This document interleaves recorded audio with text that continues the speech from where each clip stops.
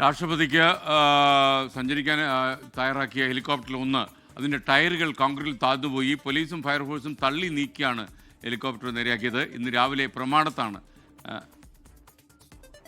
നേരത്തെയുള്ള ദൃശ്യമാണ്. അത് ഹെലികോപ്റ്റർ തള്ളി നീക്കുന്ന ദൃശ്യം പ്രേക്ഷകർ ഇപ്പോൾ കാണുന്നു.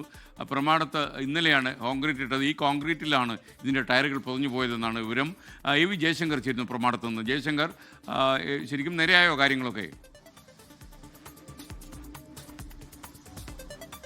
ഗുഡ് മോർണിംഗ് എസ്കെൻ. രാഷ്ട്രപതി ദ്രൗപദി മുർമു വന്നിറങ്ങിയ ഹെലികോപ്റ്റർ ടയറുകളാണ് പ്രമാണത്തെ ഹെലിപ്പാഡിൽ താഴ്ന്നു പോകുന്ന സാഹചര്യം ഉണ്ടായത്. ഇന്ന് പുലർച്ചയോടുകൂടി ഇന്ന് രാവിലെയൊക്കെ ആയിട്ടാണ് ഈ ഹെലിപ്പാഡിന് ഇവിടെ കോൺക്രീറ്റും മറ്റും ചെയ്തത്. അതുകൊണ്ട് തന്നെ ഈ കോൺക്രീറ്റ് ഉണങ്ങാനുള്ള സമയമൊന്നും ലഭിച്ചില്ല. അതോടുകൂടി ഇത്രയും ഭാരവും വലിപ്പവും ഒക്കെയുള്ള ഈ വ്യോമസേനയുടെ ഈ ഹെലികോപ്റ്റർ ഈ ഹെലിപ്പാഡിൽ വന്നിറങ്ങിയതോടുകൂടി ഇതിൻ്റെ ടയറുകൾ ഈ സിമെൻറ്റിൽ താഴുന്ന സാഹചര്യമാണുള്ളത്.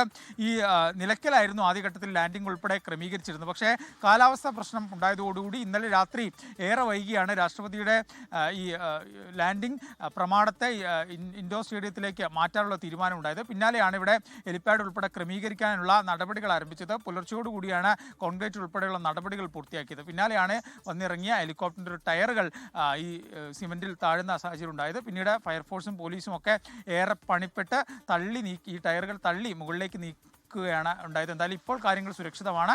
ഇതെല്ലാം ടയറുകളൊക്കെ ശരിയായ രീതിയിൽ വെച്ച് ഉറപ്പിച്ചിട്ടുണ്ട്. ഇനി ഹെലികോപ്റ്ററിന് പൊങ്ങുകയുണ്ട്. അതുകൊണ്ട് തന്നെ മറ്റു പ്രശ്നങ്ങളില്ല. എന്തായാലും നേരത്തെ ഇത്തരത്തിൽ നിലയ്ക്കൽ പ്രശ്നം ഉണ്ടാകും.